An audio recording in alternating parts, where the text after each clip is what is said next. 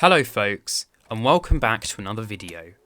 Before I start, can I just thank everyone who has shown support for my West London Orbital video, because at the time of writing this script, the video is approaching 10,000 views, and I'm honestly gobsmacked that so many of you watched it and enjoyed it.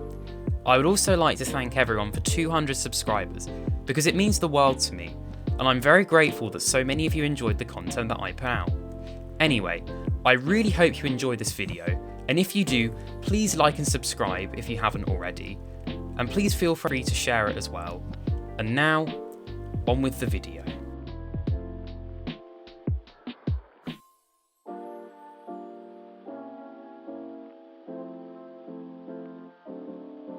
Let me take you back to 1987 and 1988, when the Thameslink project had only just got its feet off the ground. The Snow Hill Tunnel, initially constructed by the London, Chatham and Dover Railway, was designed to connect its pre-existing line from Herne Hill to the recently opened Metropolitan Railway Widened lines from Farringdon to King's Cross, which then connected to the Great Northern Railway at King's Cross and the Midland Railway at St Pancras. This tunnel is now used as the vital core on Thameslink. However, operation ceased in 1916 when Snow Hill Station was closed. However, goods traffic continued until the end of the 1960s, and in 1971 the tracks were lifted. Services in the meantime were curtailed to Moorgate, which eventually shut in 2009 when platforms at Farringdon were extended to allow 12-carriage trains to operate, which was especially helpful as this now allows 12-carriage Class 700-1s to operate through the core.